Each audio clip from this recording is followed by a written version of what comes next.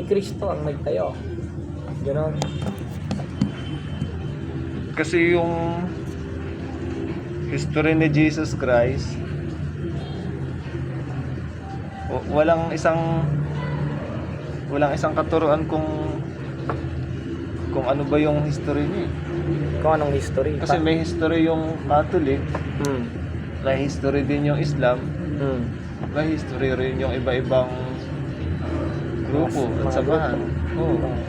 Bale, ang tutumpukin natin dito through church. Yun ang Yun ang tutumpukin natin. O kung ikaw, ano bang tema na ano? Kasi pagka yung true church, lahat sinasabing sila true church, no? But without a extra biblical sources. Kami naman, iba kami, gumagamit kami ng mga extra biblical sources because we are not Bible alone. Gumagamit po kami ng mga dokumento, gumagamit kami ng mga references, historical evidences, scientifically evidences na ang Catholic Church talaga ang tinatag ni Kristo. Ayan. Diyan tayo ngayong magkakatalo kung sakaling tututol ka. Yan, magandang tema.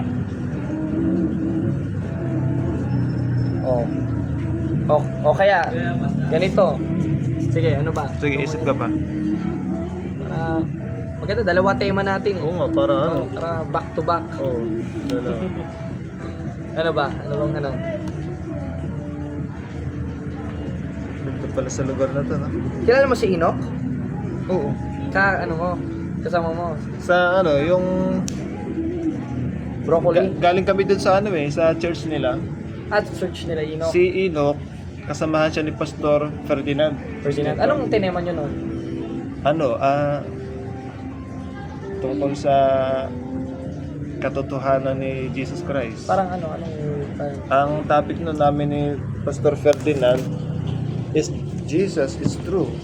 ayun lang sa Biblia? Oo. Referensya wala. Ayun, kahit saang referensya gamitin niya. Bale, ginamit niya. ano yung mga ginamit mong stand doon na mabulaanan na si Kristo hindi totoo? Yun. Gumamit lang ako ng filosofiya. Philosophy. Yun lang naman nagamit ko, filosofiya at saka lohika. Logic lang, wala kang mga sources,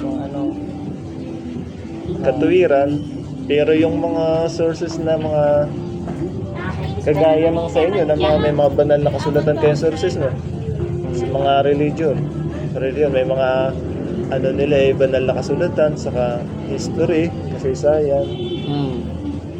O balik ngayon sa True Church, ayun maganda natin, kasi dami rin dyan existent ni Kristo Oo. Kasi paano mo patutunayan? Parang ayun na yung second topic paano mo natin, patutunayan na si Kristong nagtayo ng Iglesia Katolika? Kung hindi siya umiiral. Kundi siya, parang ganon rin ang